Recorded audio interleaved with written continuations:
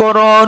আল্লাহর নবী দিন ও দুনিয়ার বাদশাহ আকায়ে নামদার তাজদারে মদিনা যে রাস্তা দিয়ে যেতেন ওই রাস্তায় মেশকে আম্বারের মতো খুশবু জারি হতো বলে কিতাবে লেখা।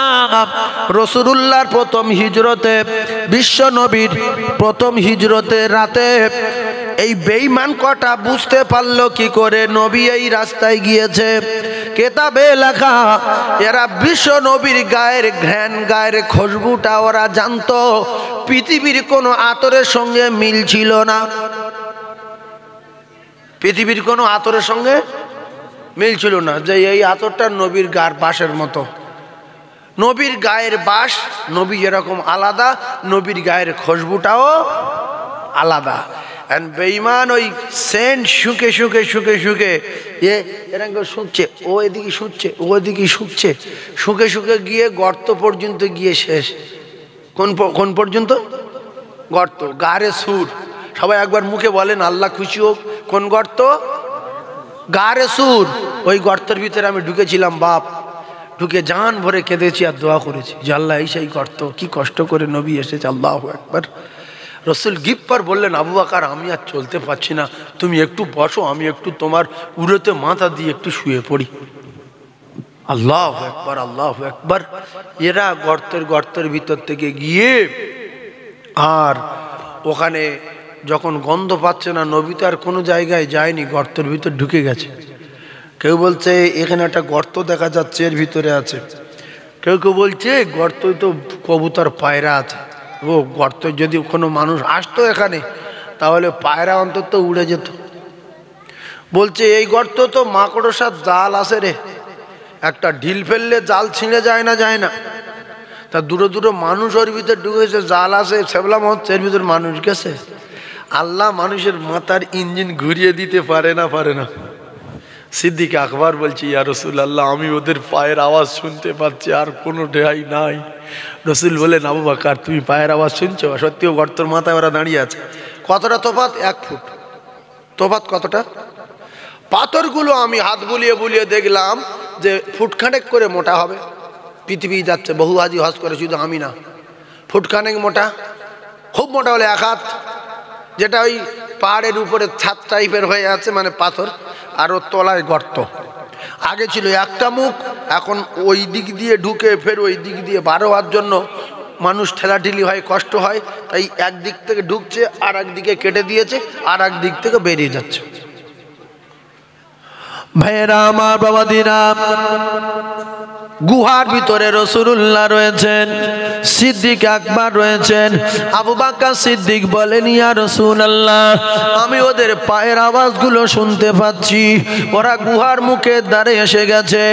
আল্লাহর নবী বললেন আবু বকর গর্তের ভিতরে শুধু তুমি আর আমি না, আমি নবী কথা দিলাম কোনো টেনশন করার কারণ নাই, চিন্তার কোনো কারণ নাই, আমাদের সঙ্গে আমার আল্লাহ রয়েছে। জোরে বলুন সঙ্গে কে আছে? আবার কে? রাতে ডেকে নিয়ে গিয়েছিল কে? জিবরাইল আলাইহিস সালাতু ওয়াস সালাম। রাসূলুল্লাহ ডেকে নিয়ে গিয়েছিল কে? জিবরাইল আলাইহিস সালাতু ওয়াস সালাম। আল্লাহ বলে দিয়েছেন জিবরিল আমার দোস্তর মারবে বলে ওরা সব ছড়া নিয়ে ঘর ঘেরাওয়া করেছে। কি নিয়ে? তরবারি নিয়ে ঘর ঘিরে নিয়েছে। তো রসুলকে কি ডাকো?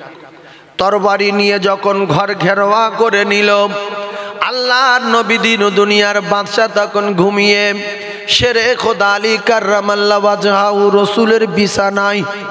আল্লাহর নবী দিন ও দুনিয়ার বাদশাহ বিশ্ব নবী হাবিবুল্লাহকে ডাকলেন জিবরিল ইয়া রাসূলুল্লাহ দেখেন চারিদিকের অবস্থা দেখেন।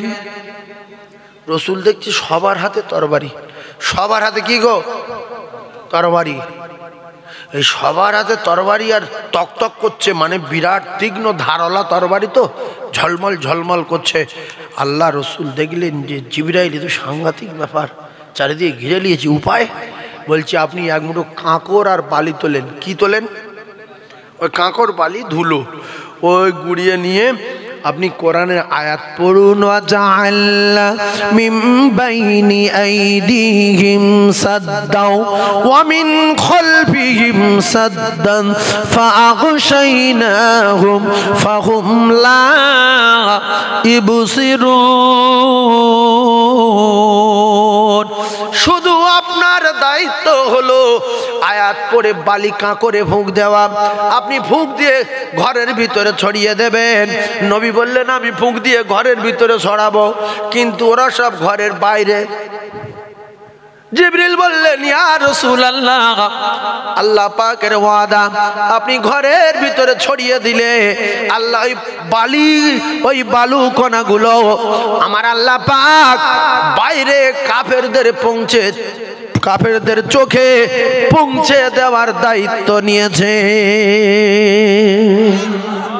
শুধু আমার দোস্তের ফুঁক দিয়ে ঘরের ভিতরে ছড়িয়ে দিতে বলো, বাকিটা আমি দেখে নিচ্ছি। ভাই, কারুর চোখে যদি বালি পড়ে, কাঁকর পড়ে, পাথর পড়ে, সে কি আর তাকিয়ে থাকতে পারবে? আল্লাহ নবী ফুঁক দেওয়ার আগে হযরত আলীকে বললেন, আলী তুমি ঘুমিয়ে যাও, আমার চাদরটা গায়ে দাও। আমরা হলে দৌড় মারতাম আগে, নবীর মাথা কাটবে আর নবীর চাদর আমি গায়ে দেবো, মরি। নবীর চাদর গায়ে দেব, আমি মরি। আলী বলছেন কেন ইয়া রাসূলুল্লাহ, আপনার চাদর গায়ে দেব। নবী বললেন, আলী ওরা আমার মাথা কেটে নেবে ঘরের ভিতরে, এখন তুমি আমার চাদর গায়ে দিয়ে শুয়ে পড়ো। আমি রসুল কথা দিচ্ছি সকাল হবে। তাহলে আর মরবে? জোরে বলেন। এই জ্ঞান সবার নেই। 100 লোক যদি ওয়াজ শোনে, 80 জনার এই জ্ঞানটা এখনো অর্জন হয়নি। নবীর কথা কতটা সত্য, যেই বলেছে সকাল হবে। আলী বললেন তারপরে বলছে আমানতের মালগুলো নিজে হাতে বন্টন করতে হবে। এক কথা আলী বললেন আমি মরবো না আজকে রাতে, যেহেতু রাসূলুল্লাহ বলেছে সকাল হবে, সকাল হতে হবে গ্যারান্টি। আজকে রাতে আজরাইল আমার জান কবজা করতে পারবে না। কথা বুঝতে পেরেছেন? আজরাইল জান কবজা করবে কেন? করবে না কেন? হ্যাঁ, যাদের তীক্ষ্ণ ব্রেন। এক সাহাবী কাফের, আল্লাহু আকবার, কাফের বলছে উমাইয়া ইবনে খলফকে যে রাসূলুল্লাহ বলেছে তোমার মুসলমানদের হাতে মৃত্যু হবে। কি বলেছে? কাফেরের এক সাহাবী বলছে। কেন? অনেক হিন্দু ছেলের সঙ্গে মুসলমানদের দোস্ত আছে না, আর অনেক মুসলমানের ছেলের সঙ্গে হিন্দুদের দোস্ত আছে। আমার নিজে চোখে দেখা, কানে শোনা যে একটা মুসলমানের মারবে হিন্দুরা, তো হিন্দুদের ছেলেরা এসে মুসলমানটার বলছে আমাদের গ্রামে হিন্দু ছেলেরা তোর মারবে বলে প্ল্যান করছে, তুই বেরিয়ে যা। তাদেরও দিলে দয়া আছে না নাই? জি। আর হিন্দু ছেলের সঙ্গে মুসলমানের দোস্ত আছে, তো ওই হিন্দুটার যখন মারবে, মুসলমানের ছেলে যদি সত্যিকারের মানুষ হয়, এও অন্তত তোর গিয়ে বলবে দোস্ত তোর আজকে রাতে খবর আছে, তুই পালিয়ে যা। বলবে না? বলবে না? আরে আমরা তো এক মায়ের সন্তান। হিন্দু মুসলমান কটা মায়ের সন্তান?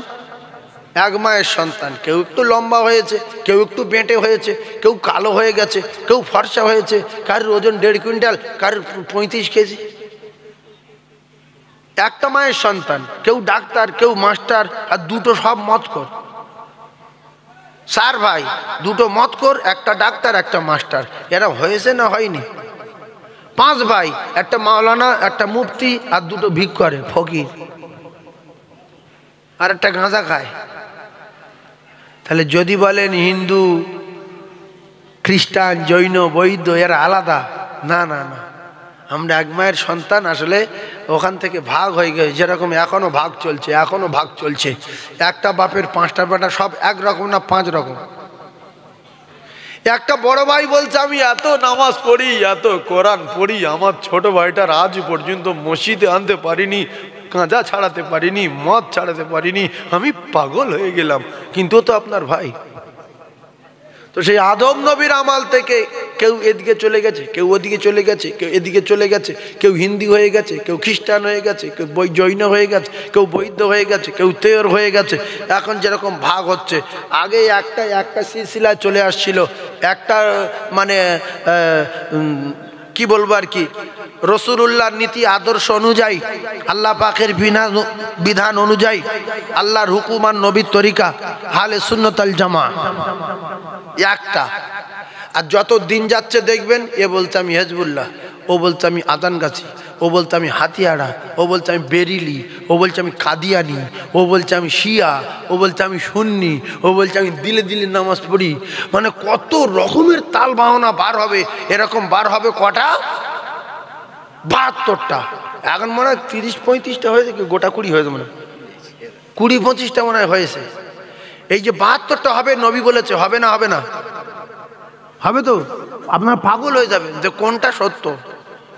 কিন্তু এইটা মাথায় রাখবেন, যেটা আমরা ব্রিটিশ আমল থেকে দেখে আসছি, নবীর আমল থেকে চলে আসছে, নবী যেটা করেছে এটাই সত্য।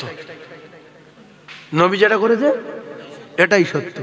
তাহলে তুমি নবী করে গেল, নবীর আল্লাহ পাঠালো, নবী শেষ করে দিয়ে গেল, দিন মোকাম্মল করে দিয়ে গেল, তুমি হঠাৎ করে বলছো এটাই ভালো, ও এরকম বার হবে, ওরকম বার হবে। আমার কলিজার টুকরা ভাইরা, যে সঠিক রাস্তা চিনে সঠিক জায়গায় দাঁড়িয়ে থাকবে, আল্লাহ পাকের ওয়াদা, আল্লাহ তার জান্নাতের ব্যবস্থা করে রেখেছেন, আল্লাহ পাক তার জান্নাত দেবেন। বলুন সুবহানাল্লাহ। আরো একটু জোরে বলেন সুবহানাল্লাহ। ভাইরা আমার, বাবাদিরা, যে কথা বলছিলাম মাথায় রাখেন। আল্লাহ নবী বললেন এই চাদর গায়ে দিয়ে শুয়ে পড়ো। হযরত আলী বললেন ইয়া রাসূলুল্লাহ, আপনি চাদর গায়ে দিয়ে দেন, আপনাকে ভেবে যদি আমার মারে, ইয়া রাসূলুল্লাহ আমি তো শাহাদাত বরণ করব, আল্লাহর জান্নাতে যাব। যত কাফের বাইরে আছে থাক, আপনার চাদর আমার গায়ে দেন, শুয়ে পড়ি। রাসূলুল্লাহ বালু ছড়িয়ে দিয়ে বেরিয়ে গেলেন। আর বেঈমানেরা চোখ ঘষছিল। হঠাৎ করে বলছে মুহাম্মদ মনে হচ্ছে পালিয়ে যাবে, বালি ছড়াচ্ছে, তাড়াতাড়ি ভিতরে ঢোক।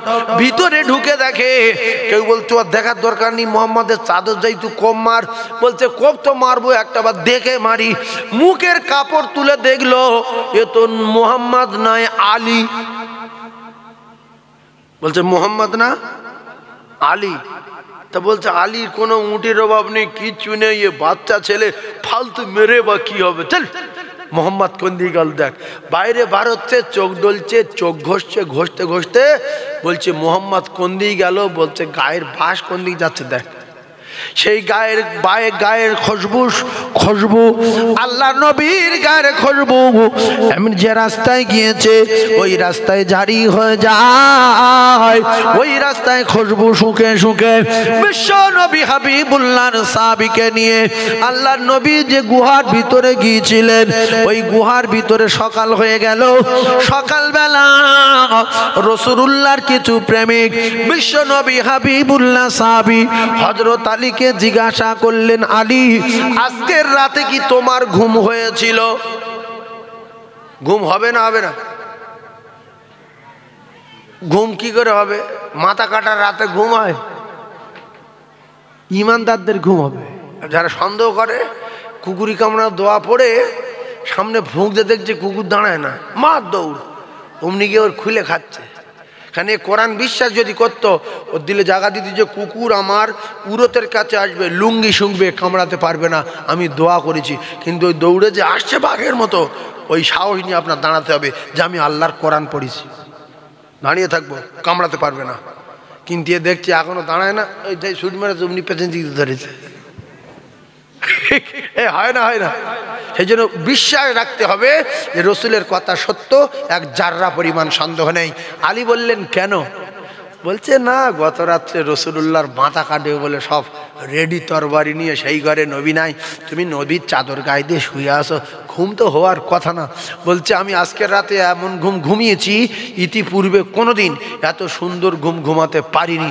বলছে কারণ হলো আল্লাহ নবী বলতেন যে যখন ঘুমাবে মনে করবে শেষ ঘুম, যখন দোয়া করবে মনে করবে শেষ দোয়া, যখন নামাজ পড়বে মনে করবে শেষ নামাজ, যখন খানা খাবে মনে করবে শেষ খাওয়া, যখন বাজারে যাবে মনে করবে শেষ যাওয়া। কথা সব ঠিক আছে না বেঠিক আছে?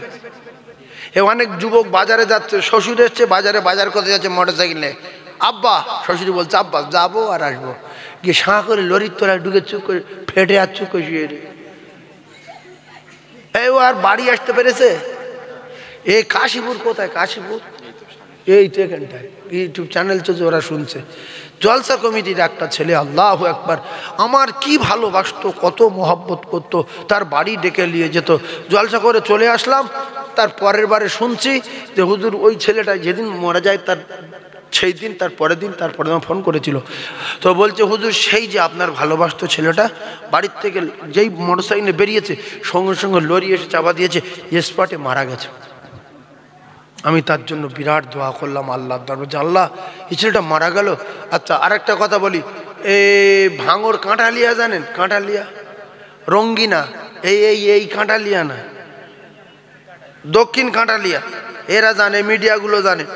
দক্ষিণ কাঁঠালিয়া একটা ছেলে কালিকাপুর মাদ্রাসায় পড়তো, একবারে জোয়ান ছেলে, 17-18 বছর বয়স হবে। তো সেই ছেলেটা আমার বিরাট ভালোবাসতো, মহব্বত করতো। জলসা হলে মাদ্রাসা ছুটিলে চলে আসতো, খাজিনদারি এদিক সেদিক সব মেহমানদারি হিসাবপত্র করা। হঠাৎ করে ওই ছেলেটা জলসা শেষ করে মাদ্রাসা যাওয়ার পথে রাস্তায় অ্যাক্সিডেন্ট করে স্পটে মারা গেল। বাপের বেটা ওয়াজ শুনতে এসছো, বিশাল বাহাদুরি। কে কখন মরবো না মরবো আল্লাহর কসম কোরআনে লেখা নাই। তাই আপনাদের মনে করতে হবে যে এই জলসা জীবনের শেষ জলসা, এই বসা জীবনের শেষ বসা। জলসায় বসে বুড়োরা ধর মাথাটা ঘুরছিল, আরে বাবা বলে পড়ে গেল, পড়ে গিয়ে ওখান থেকে চেকিয়ে বাইরে নিয়ে যাবার আগে আর দম নি, সঙ্গে সঙ্গে মরে গেছে। হয় না, হয় না বাবা, মাথা ঘুরছিল, আরে বলে পড়ে গেল, গাল বেঁকে একদিকে, ঠ্যাং বেঁকে একদিকে। এবার লোক তুলছে, ঘুষি ধরে উঠছে, আসে না নাই। এই জন্য আল্লাহ বলে ইন্নাকা আলা কুল্লি শাইইন কদির, সব ক্ষমতার মালিক কে? জোরে বলেন কে? ও সাহাবায়ে কেরামেরা, আজকে রাতে নবী আমায় জানিয়েছেন সকাল হবে, কিন্তু এর আগে বলতো এই শেষ শোয়া, শেষ খাওয়া, শেষ দোয়া, শেষ যাওয়া, কিন্তু নবী বলেছে সকাল হবে। আজকের সকাল হতে হবে গ্যারান্টি। আর আমানতের মাল আমার নিজে হাতে বন্টন করতে বলেছে।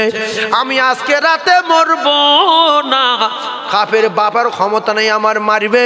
আমি যদি মরি সকাল হওয়ার পরে আমানতের মাল বিলি করে তবে মরব, যেহেতু রাসূলুল্লাহ বলেছে, মানে গ্যারান্টি। জোরে বলো ভাইরা আমার, আল্লাহর নবীর সাহাবী শেরে খোদা আলীর কথা শুনে সাহাবায়ে কেরাম অবাক হয়ে গেলেন। এজন্য বহু সাহাবী ছিল, আল্লাহ পাক 10টা সাহাবীর জান্নাতের টিকিট দুনিয়ায় পাঠিয়েছিলেন। তার ভিতরে একজন আলী কাররামাল্লাহু ওয়াজহাহু।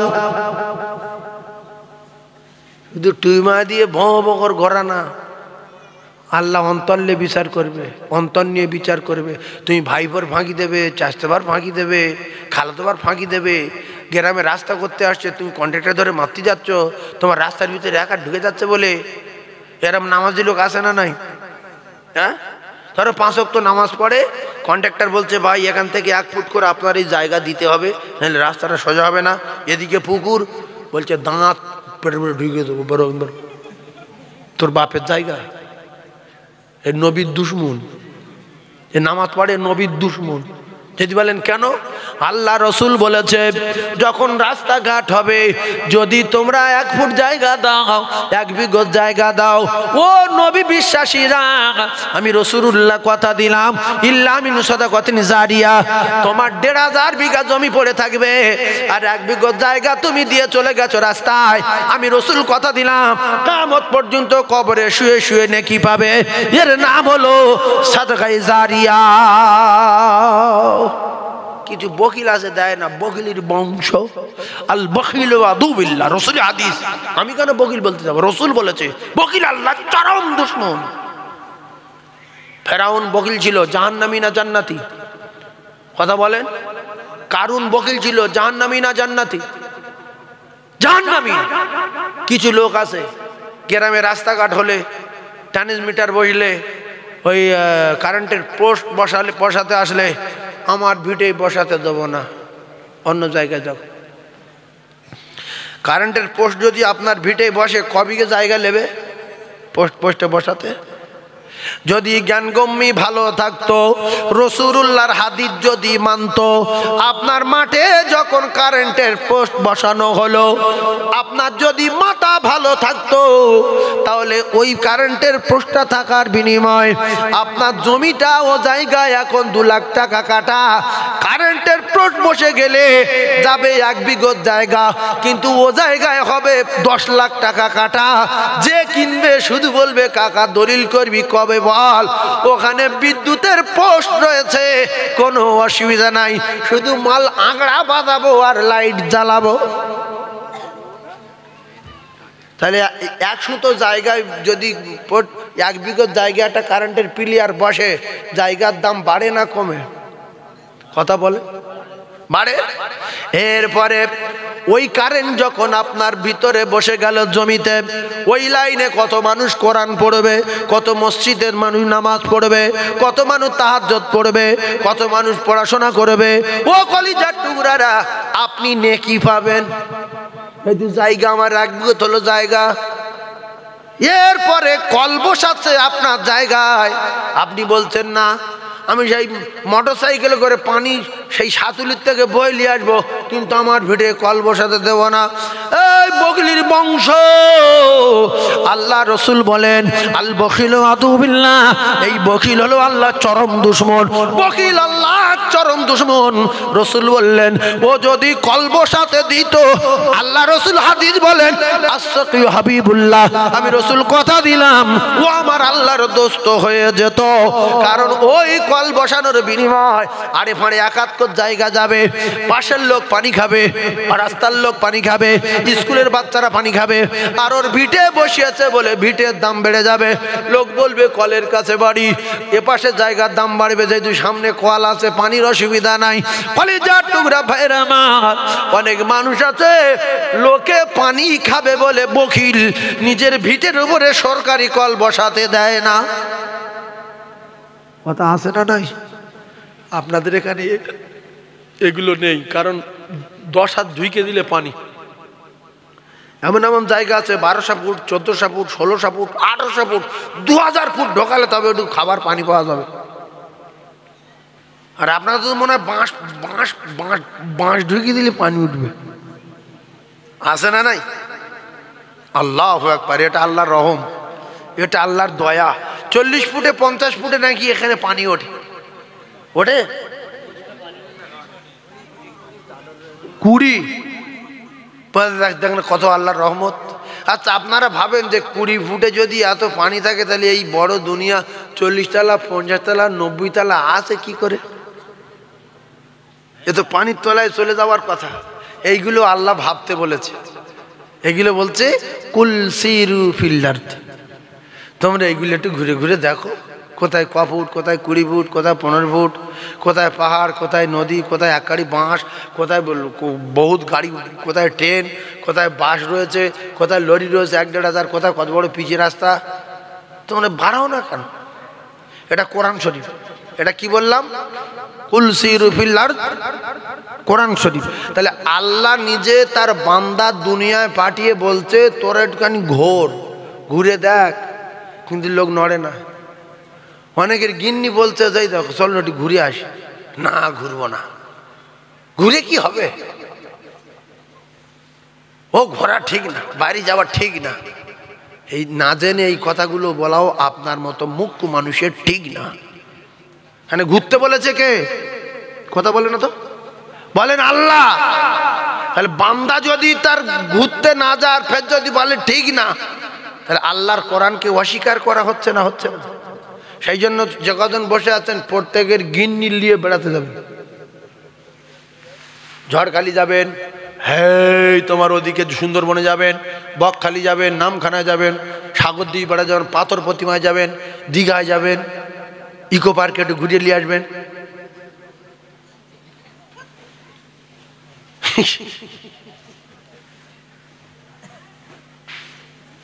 এই আল্লাহ,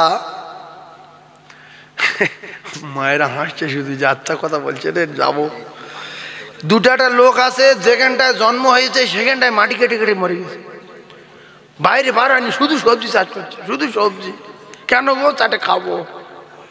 আল্লাহ বলতে আমি এত বড় আসমান, আসমানের তোলায় এত ঘরবাড়ি, এত নদী, খাল, সাগর, বঙ্গোপসাগর, আটলান্টিক মহাসাগর, প্রশান্ত মহাসাগর, এদিকে সাগর, এই খাল, শুধু এই খালটাকে কেটেছে। ভাবতে এই খালটা, এই আপনাদের যে খাল, কারোর বাপের ক্ষমতা কাটাতে পারবে বলেন? ও এটি আটকে যাচ্ছে জিসিবি, লম্বা বগমুখো জিসিবি দে, শাঁকমুখো জিসিবি হুই দে, এরকম টেনে ওই চটপট একটু মাটি মাটি তুলে রাস্তায় ফেলছে। কিন্তু এত বড় জায়গায় কলকাতার থেকে সে আমাদের সেই ওদিকে ঘুষিকাটার খাল পর্যন্ত লাগিয়ে দেওয়া যাইতাই ব্যাপার নাকি? এরপরে ঘুষিকাটার থেকে বাসন্তী পর্যন্ত নদীটা কে কাটিয়েছে? আর বাসন্তীর থেকে ঝড়খালি থেকে বঙ্গোপসাগর কাটিয়েছে কে? না সরকার? কিছু লোক চুপ করে আছে, মনে হচ্ছে সরকার। এই নেগলা লোক এক কথায় বলছে আল্লাহ। এর বোঝা হয়ে গেছে এত বড় খাল কেউ কাটাতে পারবে না আল্লাহ ছাড়া। হ্যাঁ, এগুলো করেছে কেন? রাস্তা তৈরি করেছে আমার বাপ, যে আমার বান্দারা পাকা বাড়ি করবে, ইট বয়ে নিয়ে আসবে, স্টোনশিপ বয়ে নিয়ে আসবে, সিমেন্ট আনবে, খড় বয়ে নিয়ে আসবে, খড় জমি একারি হচ্ছে বিক্রি করবে, সবজি বিক্রি করবে, নৌকোয় তুলে দেবে সোজা সাঁ করে। এই খালে যদি আপনি নৌকোয় করে কবি তুলে দেন 50,000 পিস নৌকায়, ও সোজা আরবে চলে যাবে এই আপনার খাল, এই খাল থেকে। যাবে না? যাবে না? আরে হ্যাঁ না, বোঝে না তো। এইবার যদি বলেন ওখানে ব্রিজ করেছে সেই ইয়েতে, এই সরু বলের ওপারে কি ব্রিজ আছে না?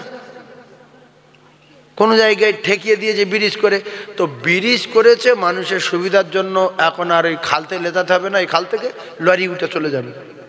তাহলে এই খাল থেকে গেলে আপনি সোজা হাড়োয়ার খালে পড়বেন, পড়ে সারা পৃথিবী, বকখালি, দীঘা, নামখানা, আমাদের এলাকা, Bangladesh, Pakistan, Afghanistan, Iraq, Iran, Japan, German, মিশর, সৌদি, দুবাই, জেদ্দা, আল্লাহর কসম চলে যাবেন। যাবে না? যাবে না? এইটা মানুষের মাথায় আসে না। এত বড় খালকে কিদিন কাটালো পানা ভর্তি, কিদিন কেটে তোর বাপের জিজ্ঞেস কর, তোর বাপের আমলে পানা ছিল না। তাহলে এই কুদরত কার?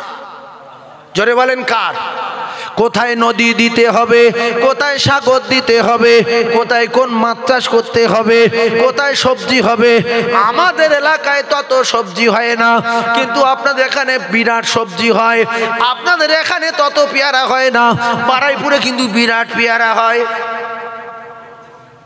ওরা যদি গরম দেখায় যে শুধু পেয়ারা, আমরা বলবো ফুলকলি তো ফুলকপি দেবো, পেয়ারা তো পেয়ারা, পেয়ারা গাছ পর্যন্ত চাপা দেবো। কি গো, এক এক জায়গায় এক এক রকমের আল্লাহ পাক নেয়ামত দেয়। আমাদের ওখানে আগে প্রচন্ড লঙ্কা চাষ হতো। কি চাষ হতো বাপ? লঙ্কা। এখন আর লঙ্কা হয় না। এখন যেটা কোনো সময় হতো না, করতো না, শুধু এখন দুবার করে চাষ করছে। একবার বর্ষার ধান চাষ করছে, একবার খরদ ধান চাষ করছে। তাতে 15 বস্তা, 16 বস্তা, 17 বস্তা করে ধান হচ্ছে, খরদ ধান, ছোট ছোট ধান। আর আপনারা শুধু এই কপি শেষ হয়ে গেল, ফের কপি লাগা, ফের কপি শেষ হয়ে গেল, ফের গাছ লাগা, ফের শেষ হয়ে গেল, ফের শিম লাগা, ফের শিম শেষ হয়ে গেল, ফের ভেন্ডি লাগা। শুধু চাষ আর চাষ। যে যত চাষ করবে আল্লাহ পাক তার চাষে বরকত দেবে। কারণ আল্লাহ তো বলেছে সমস্ত মানুষকে রিজিকের জিম্মা আমি আল্লাহ আমি নিয়েছি। এজন্য আমরা একটা ঢেঁড়স তৈরি করতে পারি না, ভেন্ডি তৈরি করতে পারি না, আল্লাহর কসম চাল তৈরি করতে পারি না, গম তৈরি করতে পারি না, একটা হাঁস তৈরি করতে পারি না, একটা মুরগি তৈরি করতে পারি না। সব তৈরি করে দেন যিনি, তিনি হলেন আমাদের আল্লাহ। বলুন সুবহানাল্লাহ। আচ্ছা, আপনারা যদি কিছু তৈরি করতে পারেন তাহলে ডিম আগে না মুরগি আগে? ডিম। হ্যাঁ ঠিক বলেছে। এই হলো জ্ঞানী লোক নাকি গো? হুজুর হাসছে। মুরগি। হ্যাঁ ভাই ঠিক বলে, মুরগি আগে। মুরগি না হলে ডিমটা হবে কি করে? কুকুর বলছে ভুল ভুল ভুল ভুল ভুল।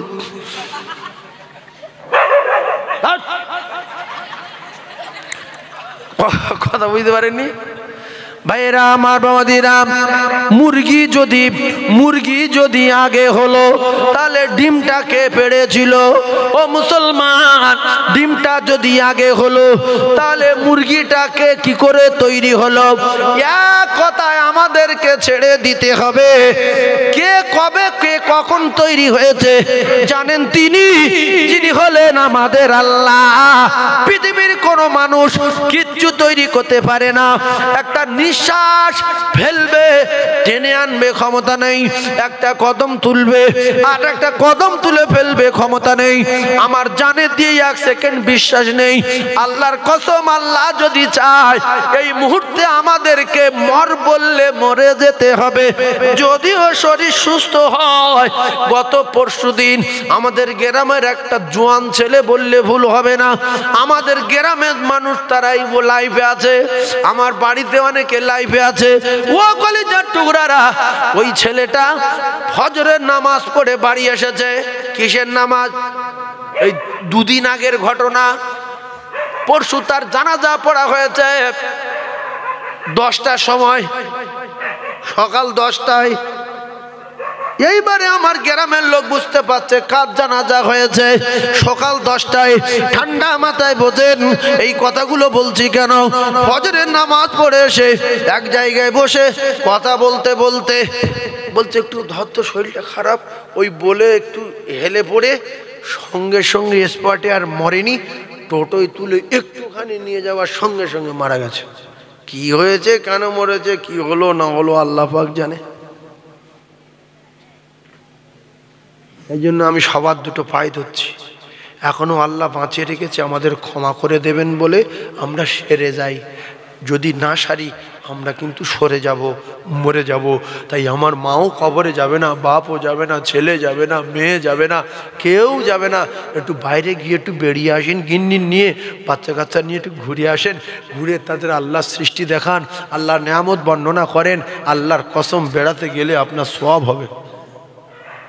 বেড়াতে গেলে কি হবে?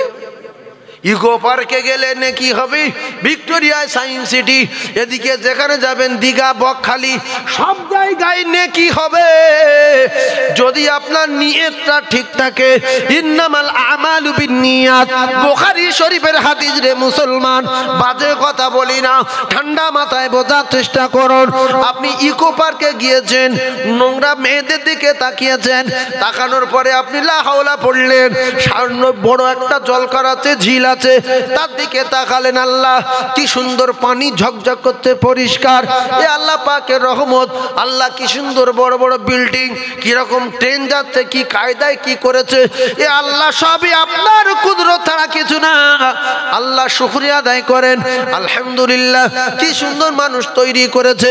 এখন ভাবতে হবে যারা এগুলো করেছে তাদের মাথায় যে ইঞ্জিনটা দিয়েছেন যিনি, তিনি হলেন আমার আল্লাহ। তাহলে আমার আল্লাহ কতই না বড়। আপনি দীঘায় যাবেন, সেখানে গিয়ে আপনি বলবেন, আল্লাহ এত বড় সাগর আপনি ছাড়া কেউ কাটাতে পারিনি। এই যে আল্লাহ কোটি কোটি পাথর, এ সবই আপনার সৃষ্টি, আপনার কুদরত। আল্লাহ পাক আপনি কতই না মহান। সুবহানাল্লাহ, আল্লাহু আকবার, আল্লাহু আকবার। আপনি যতবার বলবেন আল্লাহর কসম নেকি লেখা হবে। এরপরে ঘর ভাড়া করে, ঘরের ভিতরে ওযু করে, আসর মাগরিব এশার নামাজ পড়ে, ফজরের নামাজ পড়ে, এশার নামাজ পড়ে শুয়ে গেলেন, দরুদ পড়তে পড়তে ও কলিজার টুকরারা সকালবেলা ফজরের নামাজ পড়লেন। রাসূলুল্লাহ জানান সারা রাত দাঁড়িয়ে দাঁড়িয়ে ইবাদত করলে যে সওয়াব হয়, ওই সওয়াব তার নামে আমলে লেখা হবে। ইন্নামাল আমালু বিন্নিয়াত।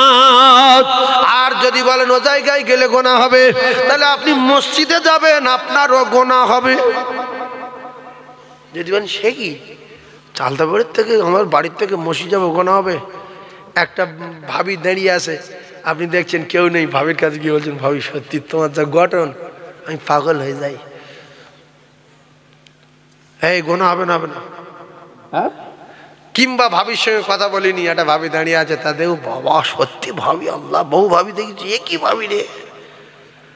যদি চোখে উল্টো পাল্টা কিছু দেখো, চোখের জেনা হবে। নামাজ পড়তে পড়তে যেতে যেতে কি হচ্ছে দেখেন, দিলে যদি উল্টো পাল্টা কিছু ভাবো, আল্লাহর কসম দিলের জেনা হবে। আর নামাজ পড়তে যাবার সময় যদি ফোন করো, ভাবি ফেরাই মসজিদের কাছাকাছি এসে গেছি, তোমার বাড়ি তো মসজিদের পাশে, তুমি আমার জীবন। ভাই বলছে তুমি আমার সোনা কলিজার টুকরা, তুমিও জানো। আল্লাহর কসম কানের জেনা হবে, কানের জেনা হবে, আল্লাহর কসম কানের জেনা হবে।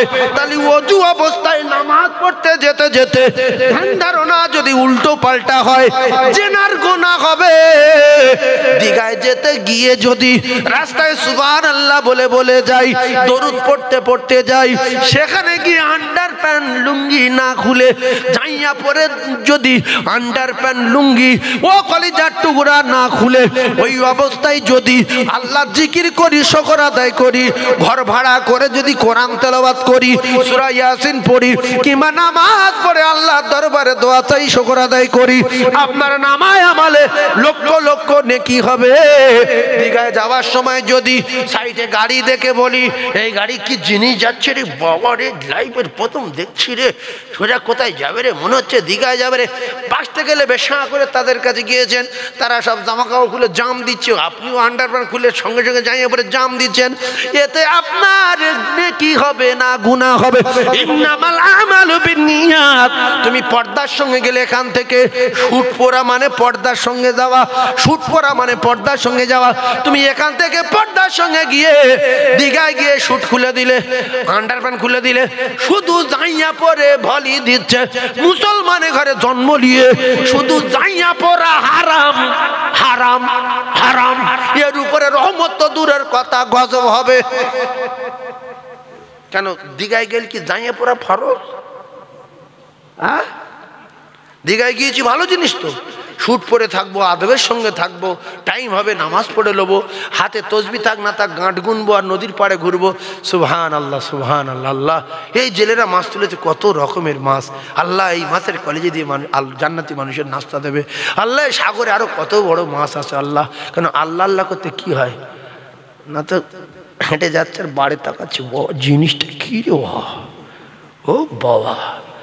আল্লাহর কসম আপনার কাঁধে দুটো ফেরেশতা আছে। লেখক এই নবীর মেম্বারে বলছে আপনার গলায় চিপ বসানো আছে। গলায় কি বসানো আছে? আল্লাহর কসম আমার আল্লাহ পাক প্রত্যেকটা মানুষের গলায় চিপ বসিয়ে রেখেছেন। বাপের নাম ভুলে যাবে ওই দিন, এই আমলনামা বার করবে যেই দিন, গলা চিপ। আপনার টোটাল জিন্দগির ইতিহাস। বাঁশবাগানে একটা মেয়ের সঙ্গে গল্প করছেন রাতের বেলা, ফিস ফিস করে, তো নিয়ে চলে যাবো, তোর বাপের কত টাকা আছে, সোনা গয়না কি নিয়েছিস? আল্লাহর কসম আল্লাহ বলছে আমি শুনছি, আমি তো সামিউম বাসির। মেয়েটা যা বলছে এদিকে চিপে রেকর্ডিং হচ্ছে, আপনি যা বলছেন আপনার চিপে রেকর্ডিং হচ্ছে। এরপরে আল্লাহ জানানা নাহানু আকরাবু ইলাইহি মিন হাবলিল ওয়ারিদ। ও ভাবিরা, জীবনে যা অন্যায় করেছেন করেছেন আপনি জানেন, আর আপনার আল্লাহ জানে। আজ থেকে শপথ করুন আর জীবনে ভুল পথে চলবো না, আমি আর উল্টো পাল্টা কথা বলবো না। অনেক মেয়ে নল দিয়ে কথা বলে, রং নাম্বারে ফোন আসলে, হ্যালো আপনি কে বলছেন? ছেলেটা দেখছে মেয়েটা ভালো তো, বাচ্চা মেয়ে, কিন্তু বুড়ো মেয়ে বাচ্চা গলা করতে পারে। হ্যালো আপনি কি বলছেন? বলছে আমি আমি আমি শান্টু, মন্টু বলছি, মন্টু। আমি রিঙ্কু, আমি ডেঙ্গু। ও তা বলছে আচ্ছা আপনি কি করেন ভাই? মানে নল দিচ্ছে, শয়তান মেয়ে, জাহান্নামে যাবে। আপনি কি করেন? না আমি রাইটার্সে চাকরি করি, 1.5 লাখ টাকা বেতন পাই, কিন্তু ভ্যান চালায়। মানে ওর জীবন নষ্ট করে বলে মিথ্যাবাদী, মিথ্যাবাদী বলছে। যারা রাইটার্সে চাকরি করে, ইঞ্জিনিয়ার, প্রফেসর, IPS, লয়ার, যারা হাই স্কুল হেডমাস্টার, ডাক্তার, এরা ওই ভুগড়ুম রং নাম্বারে ওই করবে, তার সময় আছে। হ্যাঁ জানে, যারা এই করে জানবে, নিশ্চয়ই ফেরি করে, না ভ্যান চালায়, আর না ভিক করে। এই ফোন পেয়ে না সত্য কথা বলছেন। হ্যাঁ আপনার কথাটা খুব মিষ্টি মিষ্টি লাগছে, এই করতে করতে ভাবিরা আপনাকে ফাঁসিয়ে দিল। ও কলিজার টুকরারা, যদি ওই নরম কথা বলেন, ওর ভিতরে যদি ভিতরে দিলের ভিতরে কিছু হয়, ওই ছেলে যদি কড়া কথা বলে, আপনি যদি কড়া কথা বলেন, আল্লাহর কসম ভাবি জেনার গুনাহ হবে। ও ভাবিরা, খালারা, রং নাম্বার আসলে রাশ করবেন। হ্যালো, কে রাখেন ফোন রাখেন, ছাবেলা লোক। যদি আপনার স্বামীর বন্ধু হয়, তো যদি বলে যে এই ফোনটা কে ধরেছিল, তো বলে কেন? বলছে আমার ছাবেলা বলেছে। তা বলবে যে ও আমার গিনি বিরাট চড়াও, ও কোনো বেড়া ছেলের ফোন আলে বিশাল রেগে যায়, তুই ফোন আমার ফোনে করবি, ও ফোনে আর করিস নি। যদি স্ত্রী কোনো বাইরের পুরুষের ওয়াজনে গালি দেয়, স্বামী তার ওর রাখবে না। কারণ সে যদি সত্যিকারের পুরুষ হয় আর মুসলমান হয়, স্বামী কোনোদিন তার স্ত্রীর অনুমতি দেবে না যে আমার ফোন তুই সবসময় তুলবি, ভদ্রভাবে কথা বলবি, তোর কথাই যেন মানুষ রেগে যায় না, তাহলে দোস্ত তুমি ওই গিন্নি আর পাবে না। এই কথা ঠিক না ভুলবো? ও তো পাওয়ার দিয়ে রেখেছে।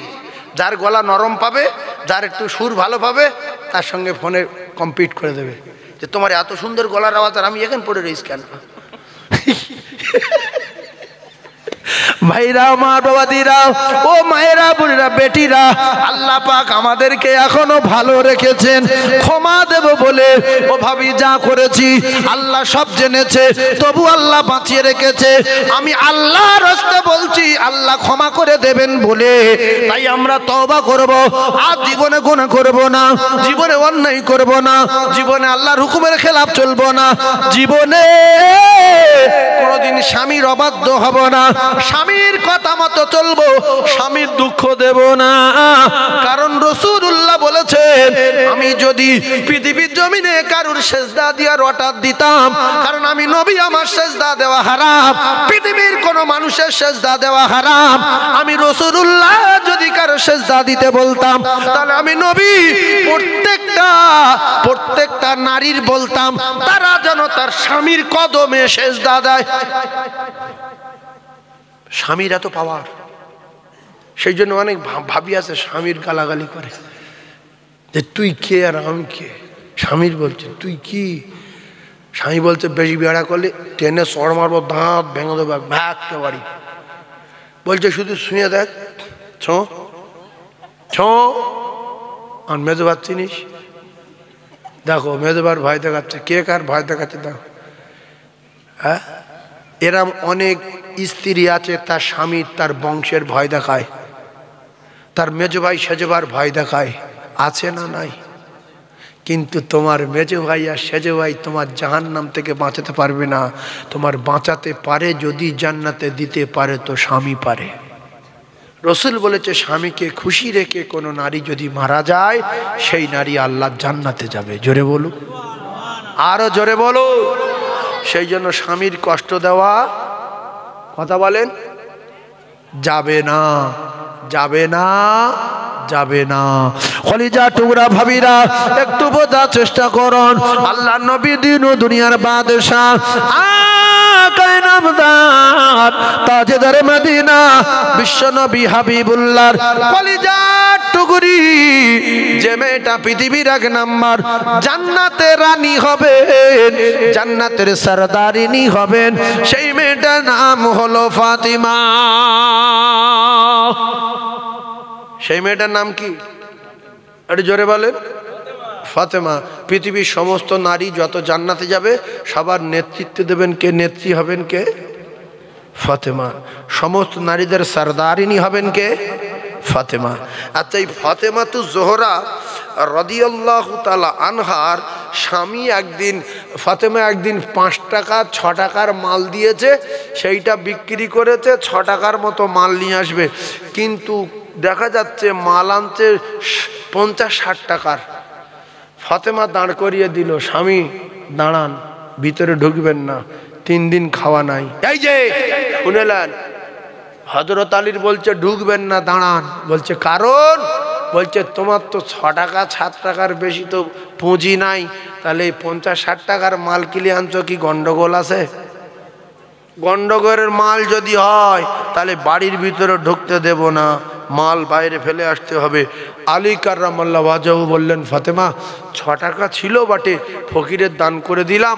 একদল উঁট ওরা এসে বলল, আমি সেই উঁট কিনলাম বাকি টাকায় 6 টাকায়, বিক্রি করলাম 60 টাকায়, এদের ভিড়ে দিলাম 6 টাকা, ছিল 54 টাকা। সেই 54 টাকার মাল। জোরে সুবহানাল্লাহ বলেন, আরো জোরে বলেন। আর আমাদের স্বামী যদি রাতের বেলা হঠাৎ করে 2 কেজি সোনা নিয়ে আসে, গোটা 20 হাঁড়ি নিয়ে আসে, শুধু বলবে খাটের তলা ঢুকিয়ে দাও, আর কেউ দেখেনি তো, কেউ জানে না তো, আল্লাহ তুমি এই হেফাজত করো আমার স্বামীর। চুরি করে বলতো আল্লাহ হেফাজত করো। আর চোর ডাকাতি করতে যাচ্ছে, মসজিদে দোয়া করতে উজু করে, আল্লাহ এবারটা যদি চুরি করে ফিরে আসতে পারি, তোমার ঘরে পাটি কিনে দেবো, আমি তোমার ঘরে পাটি কিনে দেবো। ও ধরা পড়বে, যে যদি না ধরিয়ে দিই, এ চুরি করে এনে পাটি কিনতে দেবে, সেই পাটির লোক নামাজ পড়বে, লে ধরে লে। এই জন্য নিয়ত করার একটা কায়দা আছে, সেই কায়দা মাফিক নিয়ত করতে হবে, যাইতে নিয়ত না। সে একজন নিয়ত করেছে যে আল্লাহ আমার যদি একটা ছেলে হয়, আল্লাহ শুক্রবার দিন জুমার দিনে মসজিদে ঢোল বাজিয়ে দেবো, এ নিয়ত। কিছু মানুষ ঢোলের বিরাট সম্মান দেয়, তাই ঢোল বাজায়, আল্লাহু আকবার আল্লাহু আকবার নিয়ত করলো, বাচ্চা হলো, হয়ে যাওয়ার পরে এইবারে নিয়ত করেছে যেহেতু ঢোল বাজাতে হবে, কি করব? তো স্বামী ইমাম সাহেবকে বলল, স্বামী আমার তো বাচ্চা হয়েছে, আমি গোপনেই নিয়ত করেছিলাম ঢোল বাজাতে হবে। তাহলে কোথায়? বলছে জুমার দিন মসজিদি মেম্বার। আর মার ফরজ হয়ে গেছে না যায়নি। এখন স্বামী চিন্তা করছে ঢোল যদি না বাজাই বাচ্চা মরে যাবে, বলে ওই ছোটো যে ছোটো ডুগডুগি ছোটো, এই সাপ খেলার টাকাতে বাজারে এসে এরম এপার ওপার মারে না, বলে ওই একটা কিনে পকেটে রেখেছে, রেখে খদ্দা পড়তে উঠে বিশাল কাঁপাকাঁপি করছে যে আল্লাহ প্রায় শেষ, হ্যাঁ ধরে যদি মারে আমার কিচ্ছু করার নেই। তো বলছে সুদ, সব বলছে হুজুর হারাম, মদ বলছে হারাম, গান বাজনা হারাম। ঢোলটা বার করেছে, এটা কি? বলছে ঢোল। বলছে ছোট না বড়? বলছে হুজুর ছোট। বলছে এভার মারা কি? বলছে হারাম। এভার মারা কি? বলছে হারাম। বলছে এই তো দুনিয়ার হালচাল চলছে, কি করব, ঢোলও হারাম, গান হারাম, বাজনা হারাম বলে রেখে দিয়েছে। ঢোল বাজানো হয়ে গেছে না যায়নি? হুজুর ঢোল বাজানো হয়ে গেছে না যায়নি? কেউ বুঝতে পেরেছ কি? কেউ বুঝতে পারেনি, নিয়ত পুরো হয়ে গেছে। ও কলিজার টুকরা সোনা মায়েরা, বোনেরা, বেটিরা, একের পর এক তথ্য একটু মাথায় রাখেন। 12টা বেজে গেছে, এবারে কুয়াশা পড়ছে প্রচন্ড, কিন্তু আল্লাহ পাকের রহমত, ফেরেশতাদের মজলিসে মানুষ জামে জামে বসে আছে। একবার তাকবীর দেন, আল্লাহর আরশে আজিমে যাক, নারে তাকবীর। সবাই বলেন, সবাই বলুন, আল্লাহ খুশি হবে, বলেন নারে তাকবীর। আরো জোরে নারে তাকবীর।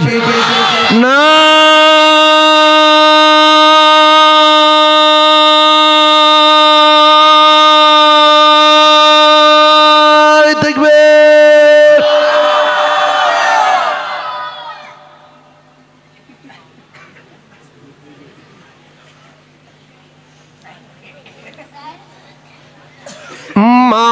মাওলারে ইশকে জলে আগুন, মাওলারে ইশকে জলে আগুন, নিভাইলে যে নিভে না,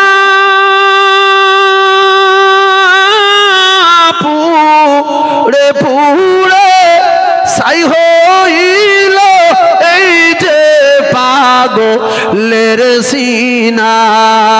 মাওলারে ইশকে জলে আগুন, নিভাইলে যে নিভে না,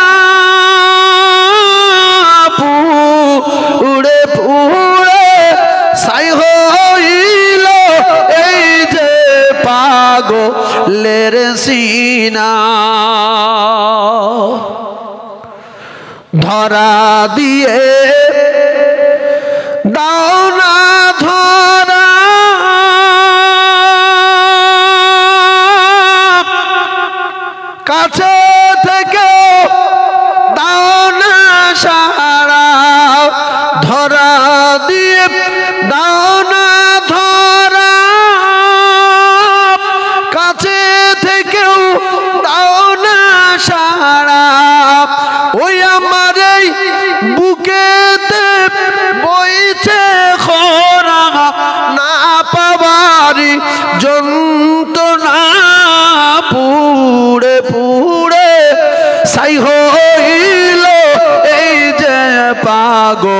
লের সিনা মাওলার ইশকে জ্বলে আগুন নিভাইলে যে নিভে না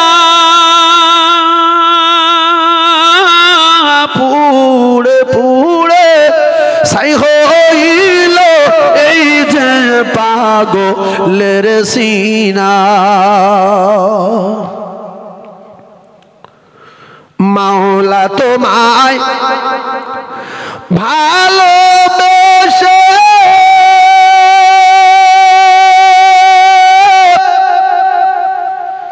কলিজা পুড়ে গন্ধ আসে মাওলা তোমায় ভালোবেসে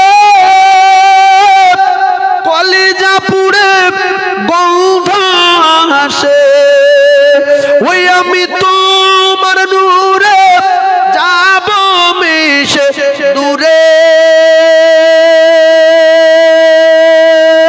রেখে দিও না পুড়ে পুড়ে ছাই হইল এই যে পাগলের সিনা মাওলার ইশকে জ্বলে আগুন নিভাইলে যে নিভে না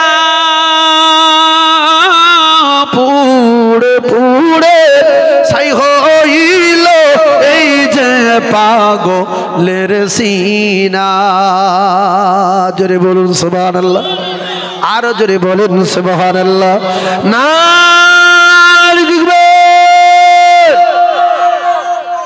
আল্লাহ এই মাহফিল আমাদেরকে কবুল করেন নাজাতের ওসিলা বানান সকলে জোরে বলেন আল্লাহুম্মা আমিন আর একবার জোরে বলেন আল্লাহুম্মা আমিন ভাই তাহলে আমরা সবাই একটা আমল শিখেলেই আমরা সবাই যারা জান্নাতে যেতে চাই আমরা সবাই 5 ওয়াক্ত নামাজ পড়ি আর মায়েদের বলছি যারা আয়াতুল কুরসি সূরা জানে না প্রত্যেক ফরজ নামাজের পরে পরে একবার করে পড়বো ইনশাআল্লাহ পড়লে কি হবে নবী বলেছে মরবে সোজা আল্লাহর জান্নাতে যাবে বলুন সুবহানাল্লাহ আয়াতুল কুরসি এখানে কেউ আছে জানেন একজন আছে কি বাহ বহুত আছে আল্লাহ কবুল করে কটা বাচ্চা হাত তুলেছে মক্তবে পড়ে বলে মনে হচ্ছে আহা দেখো সোনার মানিক বাপ হাত তুলতে পারে না ছেলে হাত তুলে বসে এটাই তো দরকার এই জন্য আমি যে মাদ্রাসাটা করেছি না মাদ্রাসা সাউতুল কোরআন 300 বাচ্চা আছে শুধু যদি বলি আয়াতুল কুরসি কার কার মুখস্থ আছে বললো হুজুর আমি বলবো সবাই তো হাত তুলবে আর বলবে আমি বলবো আমি না কারে বলতে হবে না কার কার সবাই হাত তুললো 8টা কলেমা কার কার 7টা কলেমা কার কার হুজুর আমার 40টা হাদিস কার কার হুজুর আমার হুজুর বলবো হুজুর আত্তাহিয়াত থেকে নামাজ সালাম ফেরা পর্যন্ত সব সূরা কালাম সব মুখস্থ 5 ওয়াক্ত নামাজ সকাল থেকে 10-10:30 পর্যন্ত বাংলা পড়ানো হয় এই আরবি পড়ানো হয় আর বিকালে ইংলিশ অঙ্ক এগুলো বিকালে পড়ানো হয় আমার কলেজের টুকরা ভাই দোয়া করবেন আল্লাহ যেন প্রতিষ্ঠানটাকে কবুল করে নেন সবাই আমিন বলেন আর 5 ওয়াক্ত নামাজ পর্দার সঙ্গে বাড়ি মেয়ে থাকবে শুধু মোবাইলে হই করে ঘুরবে সুযোগ পেলে শুয়ে পড়ে শুধু কত রকমের সব কি নেটে সব কি আসে টিকটক আসছে আবার সেই সিরিয়াল আসছে কার্টুন আসছে ওই শুয়ে দেখছে মা ভাত খেতে ডাকছে বলছে তুই খেলে মাদ্রাসায় ভর্তি করে দেন 1 মাস আর তুই বলবে না বাপের বলবে এই আমার জানি বিস্কুট এনেছি আরেকদিন বলছে আব্বা আমার জানি নেড়ে এনেছিস সব ভাষা পাল্টে যাবে মাদ্রাসায় 2 দিন ভর্তি করে দেবেন তারপরে আপনাকে সালাম দেবে আব্বু আসসালামু আলাইকুম ভালো আছেন আম্মু কোথায় যে হেই তুই করতো সে আম্মু বলছে আব্বু বলছে ওখানে গেলে আব্বু বাড়ি সবাই ভালো আছে আপনি কখন এসেছেন কষ্ট হয়নি তো এই ভাষাগুলো শিক্ষিকা দিয়ে শেখানো হয় যে আব্বুর সঙ্গে সালাম দিতে হবে এইভাবে কথা বলতে হবে এইভাবে আত্মীয় স্বজনের সঙ্গে এইভাবে কথা বলতে হবে পর্দার সঙ্গে চলতে হবে বাড়ি শুধু হই করছে 6টার সময় টিউশনি গেছে, আসার সময় 6:30, আসে রাত 9টায়। মা জানে বিরাট লেখাপড়া করছে। অভাব যেই ক্লাস 9 উঠেছে সব তো পড়া দেওয়া গেল, সে আর নি কোথায় রে না বীরভূমি।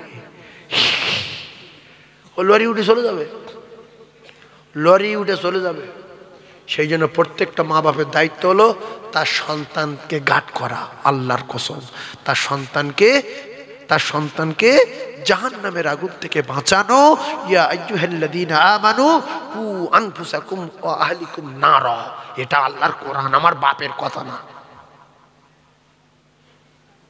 কারণ মেয়েদের হোস্টেলে ভর্তি করে দিলে ক্ষতি কি?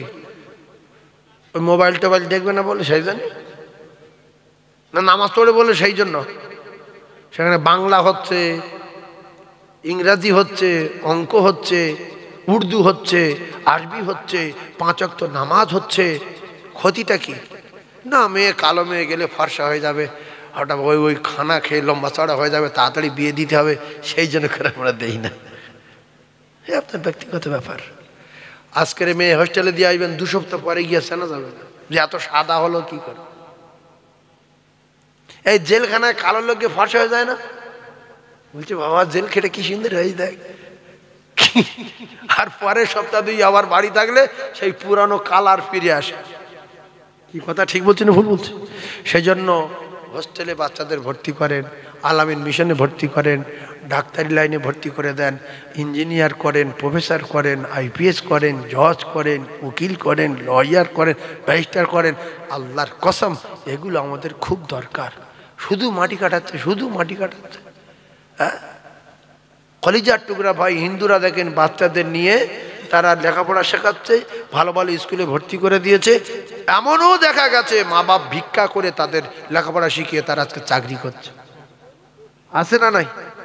ভিক্ষা করে বলে বাবু তুমি ভিক্ষা করো কেন? বলছে বাবা আমার একটা মেয়ে একটা ছেলে তারা কলেজে পড়াশোনা করে, ভিক না করলে আমি কি করব, খাটতে পারি না, তাদের মানুষ করে রেখে যাই, ওদের জীবনটা ভালো হবে। আর আমার নবী বলছে আউ ওয়ালাদিন সালিহিন ইয়াদউলাহু, তোমরা কবরে ঢোকার আগে ছেলে মেয়েগুলো ভালো করে তৈরি করো যদি কবরে নাজাত পেতে চাও। বকিলির বংশ। শুধু টাকা খরচ হবে, জমি বিক্রি করে ডাক্তার করেন। ওরা 50 বিঘা জমি কিনে নেবে, জমি বিক্রি করে ভর্তি করেন স্কুলে। 1 বিঘা জমি নেই, সারা জীবন রেখে দেয়। আর সেই ছেলে ভ্যান চালাতে জমি চাষ করতে খাচ্ছে। ওই 1 বিঘা জমি যদি 20 লাখ টাকায় বিক্রি করো, লেখাপড়া শেখাতেন, ও 20 বিঘা জমি কিন্তু। তাই কথা ঠিক বলো না ভুল বলো? সেই জন্য প্রত্যেকের ছেলে মেয়ের লেখাপড়া শেখানোর দরকার আছে না নাই? আল্লাহ এই আছে, আল্লাহ আমাদের প্রত্যেকে শোনা এবং বলার চেয়ে বেশি বেশি করে আমল করবার মতো তৌফিক দেন, বলেন আমিন। আর একবার জোরে বলেন আমিন। শেষ কথা বলে যাচ্ছি, জমি জায়গার দাম নিউ টাউনই বেশি না সালতাবাড়ি বেশি? নিউ টাউনই না? এই অরিজিনাল জ্ঞানী লোকের কাছে ওয়াজ করছি। এখন নিউ টাউনে জমি জায়গার দাম বেশি হলো কেন? ওখানে বড় বড় বিল্ডিং হয়েছে আর রাস্তাঘাটগুলো চওড়া হয়ে গেছে, পিচের রাস্তা। আপনাদের এই চালতাবেড়ের এই মাঠটা, এই সামনে যে মাঠ আছে, এই মাঠে যদি কালকের 40 ফুট চওড়া করে একটা পিচের রাস্তা পাস হয়, এই চাষিগুলো জমি দেবে না। কেন? এদের জ্ঞানগম্যি কম। কেন দেবে না? যে এক্ষুনি যদি 40 ফুট রাস্তা চওড়া করে এখান থেকে পিচ যায়, তাহলে যে জমিটার আমার দাম ছিল এখন 10 লাখ টাকা বিঘা, সঙ্গে সঙ্গে হবে 20 লাখ টাকা কাটা। এর মাথায় কৃষির মগজ ও নিজেই জানে, আমি বলতে পারবো না। নবী যেহেতু রাস্তা দিতে বলেছে, ছেড়ে দিলে আল্লাহর কসম নবীর কথার ভিতরে ভালাই আসে না নাই?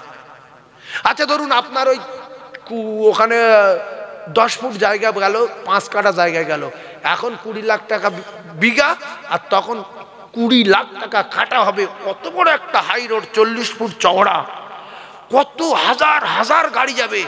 শুধু খরিদ্দার বলবে মেন রোডের গায়ে দাম কত? বলছে ফার্স্ট পয়েন্টে যদি 1 কাঠা লাও তো 30 লাখ। তো রাসূলুল্লাহর কথা শুনে মাঠে যদি কেউ জায়গা দেয় 1 কাঠায় 30 লাখ, বাকি রয়েছে আপনার এখনো 18 কাঠা রয়েছে। 1 কাঠা রাস্তায় গেছে, 1 কাঠা বিক্রি হয়েছে 30 লাখ, এখনো 18 কাঠা। আর যদি না দাও তাহলে ওই পানি ডুবে ডুবে মরতে হবে, পানি ডুবে ডুবে। এটা শুনে রেখে দেন। আপনাদের এই খালপাড়ের রাস্তা, এই রাস্তা যখন কাদা ছিল তখন এত দাম ছিল না, এখন পিচ হচ্ছে, আরো সুন্দর হচ্ছে, এখন রাস্তার দাম বাড়ছে না। কালকের যদি এই খালপাড়ের রাস্তা চওড়া করে চালতাবেড়ের গ্রামের লোক যদি 15 ফুট পিচের রাস্তা ঢুকতে দেয়, আর চালতাবেড়ের গ্রামে ভাঙড় থেকে সোজা যদি বাস আসে, চালতাবেড়ে একটি স্টপেজ, ওর পরে একটি স্টপেজ, তারপরে একটি স্টপেজ, বিবি রাইডে ব্রিজের উপর দিকে চলে যায়। আর আমি নবীর মেম্বারে বলছি, যদি সবাই জায়গা দেয় তাহলে এই গ্রামের জায়গার দাম যা আছে তার ডবল হবে, বেশি হবে না, 4 গুণ বাড়বে। কিন্তু দেবে? কাল যদি বলে যে এই তোমার গাছ কেটে লাও, তোমার ডাল ভাঙো, কি হবে গো? পিচের রাস্তা। বলছে চালতাবেড়ের নাম শুনিস তো? এটা কোন জায়গা বলে? বলছে চালতাবেড়ে। বলছে এর আগে কিছু শুনিনি? ও ভাঙড় থানা না বা? বলছে হ্যাঁ। বলছে আমার ভুল হয়ে গেছে, আমি চলে যাচ্ছে। আমার কন্ট্রাক্টারি করে 7 মিনিটে গেছে, আমি বুঝতে পারিনি, বা ভুল করে ঢুকে পড়িস। সেই রাস্তা অন্য পাড়ায়